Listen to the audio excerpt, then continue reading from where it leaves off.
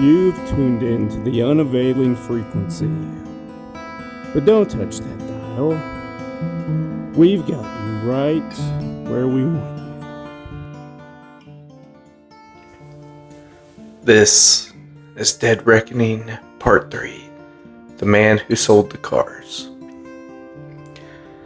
Phil Kalowski made coffee. This is a small detail, but I'm keeping it because it matters to the atmosphere of what followed. The specific incongruity of sitting in a used car lot office on a December evening with the pennant flags tapping at the windows and the smell of motor oil faint beneath the smell of cheap coffee brewing, listening to a man in a down vest tell me something that rearranged everything I thought I understood about what was happening to me. He made the coffee in a machine on a folding table behind his desk, the kind of machine that produces a single cup at a time and sounds like it's doing considerable work just to accomplish such a small task. He handed me a mug that said, "Kalowski's Pre-Owned. We treat you right." He sat down behind his desk chair, wrapped both hands around his own mug, and looked at the surface of the coffee and the way that people look at something when they're deciding where to begin. "How much do you know already?" he asked. "Enough to come back," I said. He nodded. This seemed to satisfy something. "Well, I'm not going to tell you I'm sorry. I've thought about whether or not I should be sorry, and the honest answer is I don't know. So I don't know enough about what it does to know whether being sorry is the right response. Does that make sense? Not yet. It will." He wiped his coffee. "I've been selling cars for 22 years. Bought this lot from a man named Gerald Fitch in 2009 who'd been running it since 1987. Gerald was a good businessman, a fair man. He died of a heart attack back in 2011, which was a loss on every level, personal, professional. He left the business to me in his will, which surprised me at the time and which I've had a lot of reason to think about since." "Why?" "Well, because along with the business, he left me this storage unit in Newtonton with 17 Navigon 7100 units in it, and a letter." He paused. "Letters explain what the units were, what I'm supposed to do with them." The coffee machine finished its work and clicked into silence. "Gerald Fitch had been putting the units in the cars for about 2 years before he died," Phil said. "He'd acquired the units from a man he referred to in the letters simply as Arsenault. He forgave me a first name. I've never been able to find him. Gerald described him as an engineer, not electrical, he specified, which I always thought was kind of a strange distinction. A mechanical engineer, a man who understood systems, who built things, physical things." "What did Arsenault build?" Phil set his mug down. He looked at me directly. "Gerald's letter described it as detection apparatus. Those are his words, detection apparatus. He didn't explain the technical specifics behind it, because he didn't know what they were. He was a car salesman, not an engineer. What he knew was what they did. The modified units detect what Arsenault called threshold events." I turned that phrase over in my mind. What does that mean? "Well, a threshold event is best understood from what Gerald described and from what I've observed are events that are on the threshold of occurring. A point of cruciality, a situation about to cross from potential into actual, a fire about to start, a pipe about to burst, a car about to run a red light into a crowded intersection." He looked at his coffee. "The apparatus in the Navigon detects the threshold condition of these events, something in the physics of a critical situation. Apparently, they produce a signal, electromagnetic, thermal, something the modified receiver can pick up within a certain range." "How large of a range?" "Gerald said about 5 miles. That's what Arsenault told him. I can't independently confirm any of that, though." I thought about Hartford. A 5-mile radius, about how many threshold events might be occurring within 5 miles of any given location on any given day. Why does it route to them? Who decides the response was to send people? Phil was quiet for a moment. "Arsenault decided that." or Arsenault designed a system in which the routing was the response. And I don't know if there was a human decision behind every element of the design, or some of it emerged from the design itself. He paused. Gerald's letter said that Arsenault believed the detention was useless without action, that knowing the threshold was approaching and doing nothing was worse than not knowing. He built the routing function because he believed the only ethical use of the detection was to put someone in a position to intervene. To intervene, I repeated. But we don't always know what we're supposed to do when we get there. Ray, someone I know who has one of these, he's been arriving at locations for 3 years. Sometimes he can act, and sometimes he just sits in his car and nothing seems to happen. Gerald described this, Phil said. He said Arsenault was aware that the system was imprecise. It could detect the threshold, but not the specific nature of the event. Therefore, it couldn't tell the driver what to do upon arrival. It could only put them there. The driver would have to determine the appropriate response. Arsenault apparently had said... He stopped. I got a sense he was recalling language, specific words he'd committed to memory. He said, I can put a person in the right place. What they do when they're there, that's the part I can't build. The wind pushed at the windows again, harder this time. One of the pennant flags pulled loose at the end and began to flap irregularly against its pole, a small, persistent sound. And the camera? I said. Phil's expression shifted. For the first time I'd sat down, he'd looked not complicated, but really uncomfortable. Yeah. Gerald's letter didn't explain it fully. Arsenault apparently added the monitoring capability later, after that first generation of units had been in the field for some time. Gerald's letter said Arsenault told him it was a compliance mechanism. The system only functioned, only produced outcomes if the drivers followed the routes. If the drivers consistently refused, the system value went to zero. He needed a way to discourage refusal. So he built a camera that films people from impossible angles to frighten them. He built a monitoring mechanism that demonstrates the system's awareness of the driver. Phil said. There was a care in his phrasing. Told me he thought about how to say this. I'll tell you the truth, I don't fully understand the technical basis. Gerald's letter describes the output, the footage, but not the mechanism itself. Arsenault's explanation to Gerald was the monitoring capability was a neutral extension of the detection apparatus. Whatever the apparatus received, it could also, in a limited way, emit. Emit what? Well, a sensing field, something local, maybe low powered, but not a camera, not in the way you're imagining, not a lens that collects light, something else, something that constructs from an image from the space around the vehicle the way... He paused, searching for an analogy. I guess the way sonar constructs an image from sound.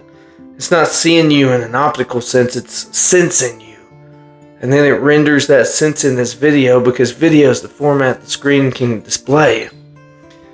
I thought about that. A sensing field. Something that mapped the space around the car, something that could be emitted from a small modified unit in a dash-mounted GPS and that could resolve the interior of a vehicle in a coherent visual representation.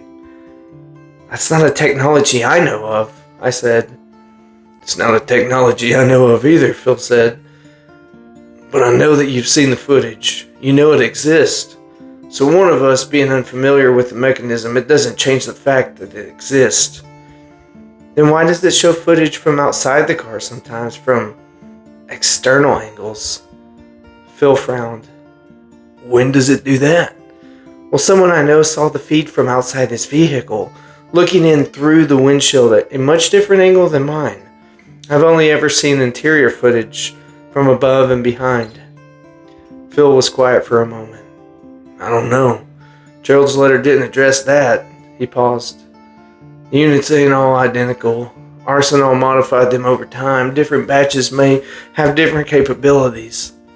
How many units did Gerald have? 17 in the storage unit when he left the business to me. I don't know how many he'd placed before then. I don't know how many Arsenault made in total. Gerald never said. I never really found out a way to ask him. 17 units. Gerald Fitch had started placing them and then died. Phil had inherited the project. Well, how many have you placed?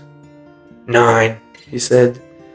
9 cars, 9 people driving around Connecticut with a modified GPS, routing them to threshold events. I paused. Does Arsenault know you've continued placing them? I don't know, Phil said. I've never made contact with him. I've only had Gerald's letters and what I've observed. What have you observed? He was quiet for a long moment. The loose pennant flag continued its irregular tapping. The office was warm in a way of room heated by small electric heaters, which is to say unevenly, warmer near the heater, cooler at the edges. I've been placing cars for 11 years, Phil said. I keep the records, not detailed. Nothing that would make sense to someone who didn't already know the context, but records nonetheless. Dates, buyers, makes, models. When the outcome of a threshold event has been documented publicly, I noted it. There have been 31 document cases in 11 years of a buyer of one of my cars being in the vicinity of an emergency event at the time the event was either occurring or about to occur. 31. Of those, in 22 cases, I found evidence that the outcome was affected by the driver's persistence and by their presence. Positive outcomes that prevented escalations, early emergency response, interventions that appeared to have made a significant difference. He paused. In 7 cases, I didn't find an evidence of connection either way. And in 2 cases, he stopped. He picked up his coffee and held it. In 2 cases, he said, the driver was injured. The room was very quiet. How injured? Well, one was a minor injury, just a wrist fracture. Went in with a car accident and fell on the ice getting out of his vehicle. He made a full recovery. Phil set down his mug. Other was more serious. A woman in 2018. She was routed to a warehouse fire in East Hartford. She was there before the fire department. She went in. He paused. She survived, but she was in the hospital for about 6 weeks. 6 weeks. I let that sit. And you knew this was possible when you sold me the car. Yep, he said. We looked at each other across his desk. Does the person always go in alone? I asked. Or does the GPS sometimes route multiple drivers to the same event? Something crossed his face, a look of what I now recognize as the expression of someone who's hearing the right question for the first time. I don't know. I hadn't really thought of it that way. I know someone else with a unit. He told me he's met others who have them. He described a case where the GPS seemed to cancel a routing when another driver didn't show up, which suggests that the units are aware of one another. They're capable of coordinating. Phil stared at me. Gerald's letters didn't describe that. Maybe Arsenault added it, like the external monitoring capability. I paused. Or maybe Gerald knew and didn't include it in the letters because he didn't think it mattered, or because he didn't want you to think too carefully about the implications. What would the implications be? If the units can communicate with each other, they're not just detecting and routing, they're coordinating, distributing assignments. They're something like a network. I paused. A network of people who don't even know they're part of a network. Phil looked down at his desk. For the first time, he looked like a man who's been doing something he believed was right, and was encountering in real time that the information that might require him to believe otherwise. I believed I was continuing something good, he said. I know. Gerald was a good man. The outcomes... I know, I said again. I'm not saying it isn't good. I'm saying it's also something else. Something bigger than Gerald's letters described, and I'd like to know what that is. I asked him for Gerald Fitch's letter. He gave it to me, a photocopy of the original. He said he'd been keeping the original in the fireproof safe since 2011. He wasn't going to give me that one, and I understood that. But the photocopy was fine. 3 pages handwritten, a loose forward-leaning script on plain white paper, dated October 2009, 2 years before Gerald Fitch died. I read it in the car in the lot, the engine running for heat, the GPS on, idle, quiet. Gerald Fitch's letter was the letter of a man trying to pass on a responsibility he'd accepted without fully understanding. It was the quality of instructions written by someone who had learned a procedure without knowing the underlying principles. The steps were clear, the reasons were approximate, the gaps were wide. He described meeting Arsenault at a trade event in 2006. Not a car industry event, but a general business expo in Springfield, Massachusetts. The kind of broad-net event draws people from a dozen industries and produces occasionally useful connections, more often a collection of business cards you find in a jacket pocket months later and can't place. Arsenault had a table there. Gerald described what Arsenault was ostensibly presenting at the table. He said only that the man had struck him as someone who'd come not to present, but to find a specific kind of person.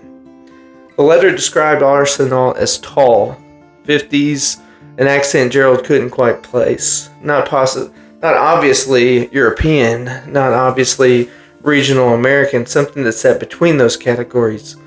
He described him as precise in the way of someone who'd spent a long time around machines, required precision, and a possessing of quality that he characterized as patiently urgent, the bearing of someone who'd been waiting for a long time and had become very good at waiting without losing the sense that the waiting was for something.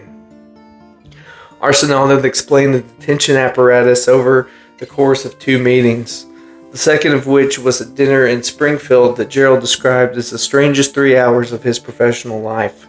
He described the threshold event concept in terms that Gerald admitted he'd only partially followed, and which he rendered in the letter as best he could. Something about the physics of cruciality, about systems approaching failure, states producing measurable changes in local electromagnetic signatures, the gap between detection, the response that currently went unfiled because the existing infrastructure, emergency services, was reactive rather than predictive. He said, this was Gerald writing about Arsenault's words, he'd been working on the detection problem for many years, and had only recently arrived at the solution that was small enough to be practical. He said the instrument itself was not his primary achievement. The primary achievement was identifying the signal. Everything else was just engineering. I read that sentence back 4 times. The primary achievement was identifying the signal. Some signal, some electromagnetic or thermal or physical signature that systems on the threshold of failure emit. A signal that Arsenault had identified and then built a receiver for. Thought about how long that would take. Not the engineering, not the hardware, but the identification itself. The scientific work behind it, finding the signature no one else had found, characterizing it well enough to build a detector, validating that detector against real-world events. That had to be years of work, decades possibly. This was not a man who had a clever idea and built a gadget. This was a man who'd been working on a specific problem for most of his professional life. And why? Gerald's letter didn't address this, but I found myself building a theory quietly in the running car in the parking lot while Phil's office light shone yellow through the window. A theory about a man who had lost something. Maybe someone in an accident, someone in a fire, someone at the end of a chain of events that had been at some point preventable, and who had spent the subsequent decades trying to make preventability possible. Arsenault had not put the units in the cars himself. He'd given them to Gerald. Gerald had placed them in specific vehicles, sold those vehicles to specific buyers. The selection criteria for the buyers was part of the letter I found most interesting. Gerald wrote that Arsenault had told him to look for people who were between things. He'd repeated this phrase as though he'd found it strange and notable. People who are between things, Gerald. Not settled, not with a fixed routine and fixed purpose, not young enough to be directionless, but not old enough to have given up on direction. People in a period of transition. They pay attention differently. They're more available. I was 26. I'd just moved to a new apartment, had just started a new job, and just gotten a car for the first time in 3 years. I had been, when Phil sold me the Civic, very much between things. And I want to tell you about the first time I followed that GPS to Anomaly deliberately, with full knowledge of what I was doing. Not the Laurel Street fire, which I'd driven past without stopping, not the Colt Park meeting with Ray, which had been about information more than action, but I mean the first time I went to a Threshold event understanding what it was. Understanding that I was there because a system designed by a man named Arsenault had detected a cruciality and routed me to it. Understanding that what I did next was completely up to me. It was 3 days after my conversation with Phil. A Saturday, mid-December, cold and overcast. The kind of day that looks like it's perpetually 8 in the morning regardless of what time the clock says. I had no plans that day. I'd been sitting with everything I now knew. Gerald's letters, Ray's 3 years, the engineer from New Haven, the woman who'd been in the hospital for 6 weeks. And I'd been doing what I do when I have too much to think about, which is to move through ordinary tasks very slowly, very carefully, methodically, as though performing them with precision that will anchor me. I cleaned the apartment, I'd done laundry, I called my mom and listened to her talk about Christmas, said in all the right places. I'd eaten lunch, turkey wrap, salt and vinegar chips, black coffee.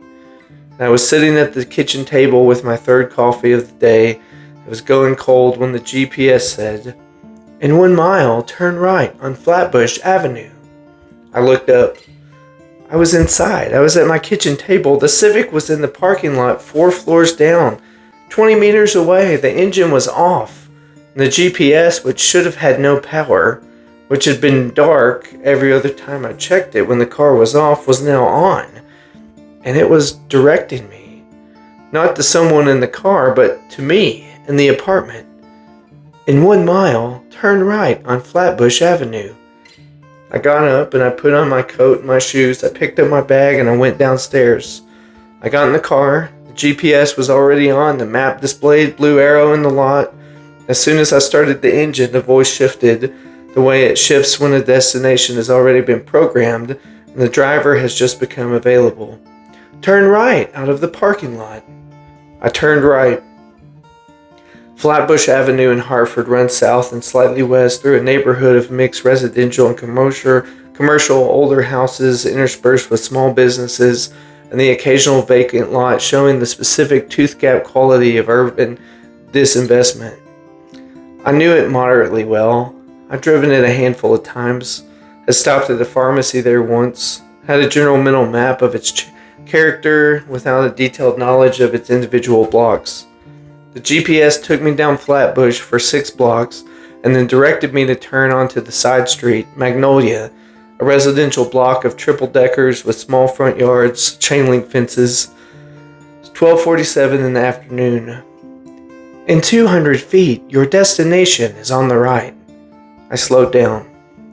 The destination was a 3-family home. Brick on the lower level, vinyl siding above. White painted, slightly dinged in the way that old houses are old enough to accumulate small damage without requiring wholesale renovation. There was a small front porch, wrought with iron railings. There was a car in the driveway, an older Jeep Cherokee. There was a child's bicycle leaned against the side of the porch, not locked up. Nothing was happening. The house was still. No smoke, no leaking water, no sounds of distress. The street was quiet. "You have arrived at your destination." I pulled to the curb across the street and I turned off the engine and I sat there. This was the part Ray had described. The waiting, the not knowing what you were there for, the gap between the GPS's certainty that this was the right place and your complete uncertainty about what to do with that. I watched the house. I watched the street. I watched the sky. It was gray and flat, unhelpful. 5 minutes. 10. A woman came out of the house, late 30s, dark coat, carrying a canvas grocery bag that was clearly empty. She was going out for something. She came down the porch steps, got in her Jeep, backed out of the driveway, and drove away. I watched her go, and I watched the house. 15 minutes. The GPS, which had gone quiet after announcing my arrival, said, "In 200 feet, turn left on Flatbush Avenue." This was a recalculation. The GPS thought I should be leaving, but I didn't move. The GPS repeated itself. "In 200 feet, turn left on Flatbush Avenue."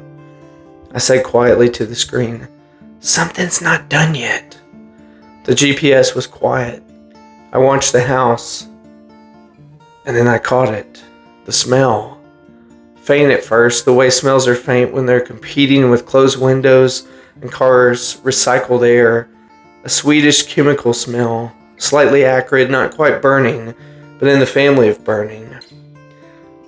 I rolled down the window about half an inch, the way you do when you're trying to calibrate, and the smell sharpened. It was natural gas. Not overwhelming, not the emergency level concentration that triggers evacuation, but it was present, real, coming from the direction of the house. I got out of the car. Across the street, I went up to the porch. I could smell it more clearly now, coming from around the left side of the house, where a narrow passage ran between the house and the fence, so I went around the side. There was a gas meter on the wall, standard setup, but the pipe leading from the meter to the house had a fitting that looked wrong. It wasn't cracked or visibly broken, but just subtly, specifically wrong in a way that the thing looks when it's shifted from where it's supposed to be. The smell was coming from there. A slow leak, not dramatic, not explosive, but in an enclosed structure over time, building toward a concentration that eventually reaches ignition territory. I called the gas company emergency line. I gave them the address. The woman on the phone asked if I could smell gas. I said yes. She said they were dispatching a crew and I should move away from the structure, not use any switches or open flames. I said okay and moved back to the sidewalk and stood there. The woman came back 17 minutes later with her grocery bag full. I was still on the sidewalk. I told her about the gas leak. She went white. She called her upstairs neighbors. There were 2 other units in the house, and within 5 minutes, there were 5 people on the sidewalk and a gas company van pulling up. A utility worker in a hard hat was going around to the left side of the house with a handheld sensor. The utility worker came back. He said something to the woman, the something of a professional delivering a finding that's serious but not too catastrophic. She pressed both hands over her mouth and lowered them and said very clearly and quietly to no one in particular, "My daughter was home all morning. She was just inside. She went to her friend's house an hour ago." She stopped. She looked at me. "How did you know?" "I smelled it from the street," I said, which was true eventually. "You just..." She stopped again. "You just stopped and came and knocked?" "Yes," I said. "You didn't have to do that." I didn't say anything. "Thank you." Her voice was very steady in the way of someone exercising considerable control. "Thank you very much." I called back to the Civic. I walked to it and I got in and I sat down. The GPS told me once again, "Turn left on Flatbush Avenue." I turned left on Flatbush. I drove home and I was crying, though I couldn't have told you exactly what the emotion was. It wasn't just simple relief, not gratitude. It wasn't fear, though it contained elements of all of these. It was something closer to the specific overwhelm of understanding your own smallness and finding that your smallness was, on this occasion, the exact right size for the thing that needed doing. I fed Ptolemy, I sat on the Murphy bed, and I called Ray. "Magnolia Street." Yeah, there was a gas leak. Slow accumulation in a residential building. I got them out before the gas company arrived. He was quiet for a moment. I could hear him breathing. "How do you feel now?" "Strange. Like I did something very small that was also very large. Yeah, that's what it feels like. It always feels like that for me too. December moved through its remaining days with the particular determination of a month that knows it's almost over. I followed the GPS 4 more times in the 2 weeks between the Magnolia Street gas leak and Christmas. 2 of the 4 produced outcomes I could identify. A minor car accident I arrived at in time to call 911 before the driver, who was dazed, had been able to reach for his phone. An elderly man was on the sidewalk in the second call. He had slipped on ice and couldn't get up, whose distress had been invisible from the street because he'd gone down between 2 parked cars. The other 2 times produced nothing I could identify. I sat in my car on quiet streets and watched ordinary life proceed, and I drove home uncertain whether I'd been useful or whether the GPS had misfired, and I had learned from Ray's 3 years to make peace with this uncertainty rather than treating it as a failure. I was becoming, without quite deciding to, a person who followed an anomalous GPS to critical events in the Grateford-Hartford area. I was integrating this into my life in the way you integrate any new responsibility, by rearranging around it, by leaving a small space in my schedule and my attention that could flex to accommodate the GPS's demands, by treating the Navigon's sudden commands with the alert readiness of someone who's on call. Ray and I still texted regularly. He was methodical and unsentimental about the work, which I found stabilizing. He had, over 3 years, developed a practice, and the practice had a shape I could observe and borrow from. He drove with his phone always charged. He kept a small bag in his passenger seat, first aid kit, flashlight, a foil emergency blanket, a pair of heavy work gloves. He wore practical shoes. "You'll want to stop wearing those," he said once, gesturing to my ankle-high boots. "Well, I dress up for work." "You drive from work sometimes, so wear something you can move in." I started keeping flats in the car. It was during this period that I became seriously focused on finding Claire Ashworth, the electrical engineer from New Haven who had disassembled her Navigon and found the secondary component and had gone quiet for 14 months. I had Ray's information, a first name, a car, a Colt Park meeting location. I went looking. The Connecticut Professional Directory and LinkedIn Engineering Society membership list. There were 3 Claire Ashworths in Connecticut there on LinkedIn. One was a high school student in Stamford. One was a real estate agent in Middletown. The third was an electrical engineer, last active 18 months ago. Her profile listed her as a senior systems engineer at a defense contractor in Windsor Locks. The profile photo showed the woman in her mid-30s with dark hair and the professional composure of a headshot. I looked at it for a long time, trying to determine whether this was someone who had found something unexpected inside a GPS unit, and then made a rational decision to disengage from any uncomfortable situation, or someone from whom something else had happened. Her most recent LinkedIn post from 18 months ago was a shared article about advances in low-power sensory arrays. She had written in the caption, "Relevant to some current work. More to come." There were 7 likes. Nobody had commented. More to come. I searched her name combined with her employer. There was a company directory page that had her listed. Still, she was a current employee there. But company directories are often outdated, artifacts of earlier web presence that no one had gotten around to updating. I looked for published papers, patents, conference presentations. She had a modest publication history from her earlier career, 3 pages of IEEE journals before 2018, but nothing after. I found her through a New Haven community board of all things, a neighborhood association website for East Rock neighborhood that still had an archive post from 2022 in which Claire Ashworth had commented about a proposed road closure. She had listed her street, in the offhand way that people do in community forums, as Canner Street. And I did not go to Canner Street, not immediately. I thought about what Ray had said. If she's fine and doesn't want to be found, then looking for her is a violation. And I thought about whether I was looking for her because I needed to know what she'd found, or because I was worried about her. And I concluded honestly that it was both, and that the mixture of motivations didn't make either of us invalid. I sent her a message on LinkedIn. I identified myself by name. I said I have a Navigon 7100 and I'd met Ray Gutierrez. I was trying not to press her for anything she didn't want to share. I just wanted to know if she was okay.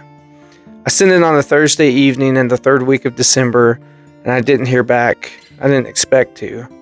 I put in the space in my attention reserved for the things that I was waiting on and tried to stop thinking about it. The GPS woke me again on the night of December 22nd. This time it was 3:40 a.m.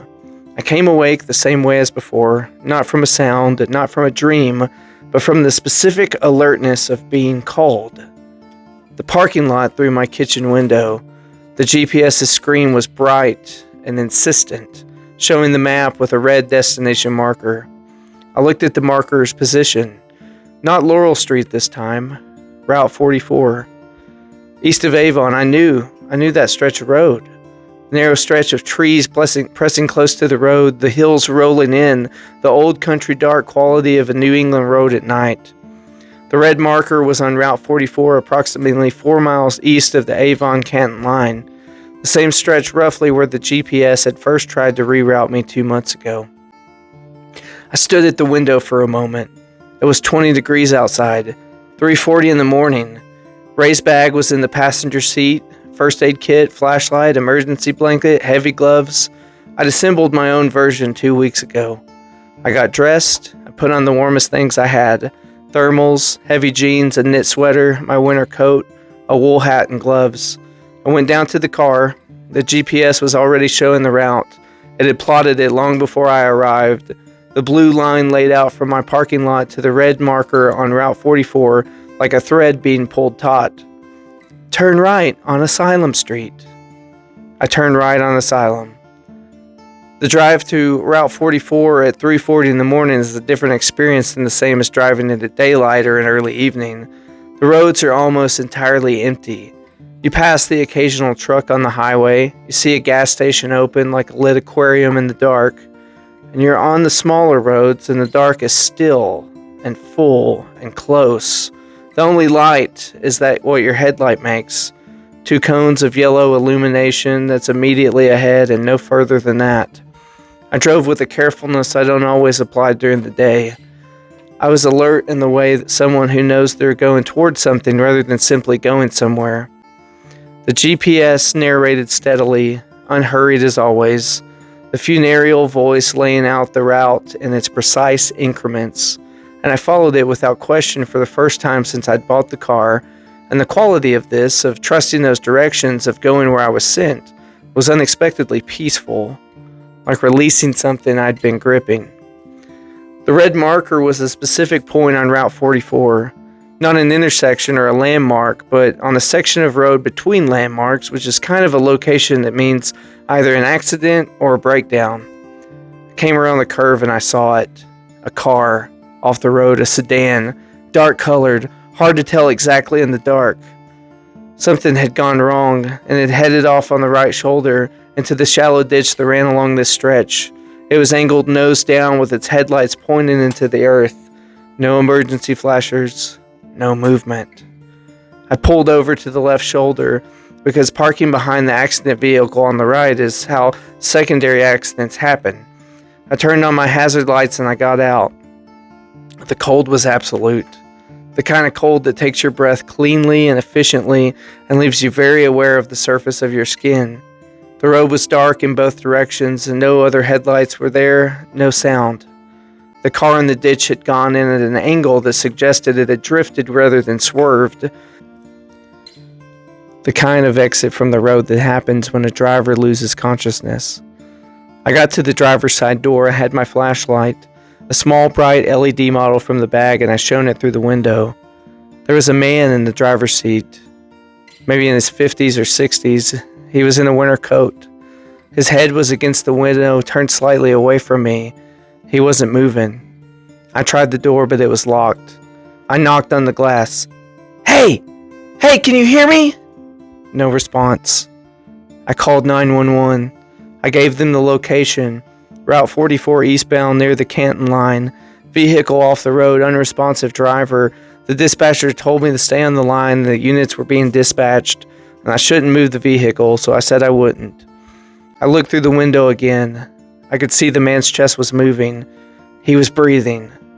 Not an obvious injury that I could see. There was no blood on the glass, no deployed airbag. The car had just gone into the ditch, maybe at a low speed. Maybe it's a medical event. Maybe a diabetic episode or a cardiac event, a seizure. The GPS had said nothing about what kind of threshold this was, and I was running through the possibilities in the way of someone who had watched enough medical procedurals to have a surface knowledge and not enough training to do anything reliable with it. I could see his coat pocket from the window, the shape of something rectangular. I guess that's his phone. If I could get into the car. I went around to the passenger side, but the door was locked. I tried the rear doors, locked as well. I went back to the driver's side and I looked at the window, at the man's face, at the coat pocket. I looked at the road in both directions. They were still empty. I thought about the woman who'd been in the hospital for 6 weeks, and I thought about the boy by the driveway and Ray's horn. I picked up a rock from the ditch, a fist-sized rock because Connecticut roadsides are generously supplied with them, being a state maybe made primarily of rock dressed slightly in soil. I thought about what I was doing, which was breaking into a stranger's car on a dark highway at 4 a.m. I thought about whether there was another option, but I concluded there was not in the time available. So I broke the rear passenger window, the small side window, least glass, most access. I reached through and unlocked the rear door and climbed in. The smell inside the car was sweet. Not chemical sweet of a gas leak, but a biological sweet. The specific sweetness of ketoacidosis, which I recognized because a college roommate had been diabetic, had explained it to me once as what happens when blood sugar crashes catastrophically. The breath of someone in a diabetic emergency smells sweet and fruity, like overripe fruit. And this man's car smelled exactly like that. I reached into his coat pocket. His phone. I held it in front of his face because modern phones unlock by facial recognition, even when the face is unconscious, which could be a privacy issue, but that's entirely irrelevant at this point. It unlocked. His contacts, I looked through them. I looked for a name, anyone, maybe that would be a spouse, a partner, home. A name associated with a home entry. And there it was, labeled Carol, home. So I called it. The phone rang 4 times. A woman groggy and alarmed. Marcus? Marcus, it's 4 a.m. What? This is not Marcus, I said. My name is Ainsley Carter. I found your husband's car off of Route 44 near Canton. He's unconscious and I think maybe he's having a diabetic episode. I've called 911. They're on their way. Are you his emergency contact? Does he have a condition I should know about? A sound from the other end. The specific sound of someone going from a sleep to assert in a single breath. Type 1 diabetes. 30 years. Is he breathing? Yes. Okay, is there a kit in the glove box? Orange case, black zipper? I reached over the front seat into the glove box, and there it was, an orange kit. I've got the kit. Glucogen. He's shown you how to use it. Marcus has shown you how to use it. She stopped. I know he hasn't. Open the case. There should be instructions. It's a red device, left side of the neck. That's the first step. Carol was now fully awake and fully steady, and I could understand that she had prepared for this call and had been prepared for years for this specific call, had rehearsed it to her instructions for a stranger. Do you have it? I have it. Then I'll walk you through it. I administered the glucogen. The instructions were clear. The device was designed for use by people who had never used it before, and Carol's voice was steadier than I would have been in her position, walking me through each step with the calm of someone who has run this scenario in her head enough times to have worn the anxiety out of it and left only the procedure. By the time the ambulance arrived, 11 minutes after my call, which felt long and was actually extremely fast for the stretch of road at that hour, Marcus began to stir. His eyes opened partway. He was not fully conscious, but he was responding. The paramedic leaned in and checked his blood sugar and said, "Good response," in the tone of someone who's genuinely relieved rather than just professionally reassuring. I I stood by the side of the road in the cold and watched them work and thought about a threshold. A man who had at some point in the previous hour crossed from functional to critical, a signal emitted into the dark Connecticut air above Route 44, a receiver and a GPS unit that had been modified by a man named Arsenault, who had identified the signature that no one else had found, a car that had gone to get me. The paramedic came over to me while his partner worked in the ambulance. He had the windblown look of someone who spent a lot of nights outside. "You found him and you called it in. You administered the glucogen, right?" "Yes." "You're not medical?" "No."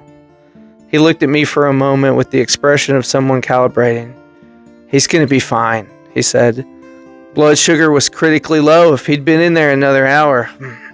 He stopped, not because the end of the sentence was unclear, because the end of the sentence was the kind of thing you don't say out loud if you can avoid it.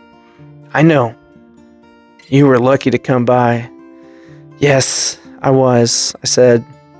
He took my name and number for the report. I gave them to him. He went back to the ambulance and I walked back to the Civic. The GPS was showing the route home. Blue line from here to my apartment, clean and direct. In a quarter mile, turn right on Route 44 West. I turned right on Route 44 West. The drive home was 41 minutes. It was just beginning to get light when I got back to Hartford. Not sunrise, but the first barely perceptible shift in the quality of dark that means sunrise is on its way. I parked and I sat. Thought about Marcus and Carol, 30 years of a diabetic emergency kit in the glove box. I thought about Phil Kalowski and his photocopy and the records, and I believed I was coming onto something good. I thought about Gerald Fitch, who was dead at his desk in 2011, and the strange storage unit in Newton with 17 modified Navigon units. I thought about Arsenault and the signal he'd identified, the decades of work, and the question I still didn't have any answer to. Why? Not why the system. I understood the system now, or understood its function, but why Arsenault? What he had lost that had made his work, this became the obsession of his life. I took out my phone and I wrote a text to Ray. Route 44, diabetic emergency. He's okay. The reply came back within 3 minutes, which meant Ray was also awake at 5-something in the morning, which meant his GPS had woken him too, which meant he'd been watching the same event from a distance. "I know. Mine showed me the location. I was 10 minutes out when you got there. I turned back." I stared at this for a moment. He'd been coming. The GPS had sent both of us, and when I arrived and handled it, his GPS had recognized the response was covered and had released him. I wrote back, "They do coordinate like you said." He wrote, "Yep." Then a moment later, he said, "Are you okay?" I thought about this, about what okay meant at 5 in the morning on December 23rd, sitting in a parking lot with broken glass from a stranger's windowsill still in my coat sleeve, having woken from sleep by a GPS, driven through the dark to find a man dying quietly in a ditch, and about what okay meant as a description of a state of being that had shifted fundamentally and permanently from what it had been 2 months ago when I stood in a gravel lot in Route 9 and thought, "It'll do." I wrote, "I don't know, but I'm here." He wrote back, "That's enough." I got a message from Claire Ashworth on December 28th. Not a LinkedIn reply, but a text to my personal number, which I had not given to her, and which LinkedIn messages had not included. The text said, "I know who you are. I know you talked to Ray. You talked to Phil. Don't disassemble the unit. I'm not saying this to protect you from any information. I'm saying it because of what's inside. Call me when you're ready." Below this was a phone number with a New Haven area code. I sat at my kitchen table with the message for a long time. The gray December light was doing its usual thing. Ptolemy was on the table, which he knew was not allowed, but he did it anyways when he felt I needed company. Don't disassemble the unit. Because of what's inside. She had disassembled hers. She had found the secondary component, the component that was not factory or standard. She had called Ray to say she'd found something unexpected, and then she'd not called back for 14 months. and now she was texting me from a number that I hadn't given her. I thought about what it meant that she had my number. It meant either that the GPS network had transmitted it, which would imply a capability far beyond anything Ray or Phil had described, or that she had found it through her own research, which was possible for someone with an engineering background and the right databases. I thought about what it meant that she said don't disassemble. I thought about Arsenault, his secondary component, the technology that wasn't a camera but behaved like one. It wasn't surveillance, but it felt like it, demonstrated awareness. I thought about a detection apparatus that could identify threshold events, could route cars, could coordinate between units, could sense the interior of a vehicle and render a live image of its driver from an impossible angle. I thought about Phil's description, something that constructs an image from the space around the vehicle the way sonar constructs an image from sound. I thought about what sonar requires to work, a source, a transmission, a medium through which the transmission can move. I thought about the fact that Arsenault had told Gerald he had identified the signal. Not that he'd built one, but he'd identified one. He found something that was already there. And then I thought about what that meant. If the signal was not electromagnetic, not thermal, not anything in the standard physics vocabulary. If the signal came from somewhere, or something. Maybe it produced it not because of mechanical failure or chemical leak, but for the same reasons humans produce signals when they're frightened or in pain or standing at the edge of something. For the same reason a body in extremis radiates in every direction the simple and absolute fact of its needs. I picked up my phone and I called the New Haven number. It rang twice. "Ainsley?" said Claire Ashworth. Her voice was level and careful in the way of someone who has had a long time to decide what to say. "I'm glad that you called. There's a lot I need to tell you. Some of it's going to be hard to hear." Outside in the gray December, the sky pressed down on Hartford. The Civic sat in the parking lot. The GPS glowed faintly in the dash and the map turning slowly on the screen. The blue arrow steady waiting. "Tell me," I said.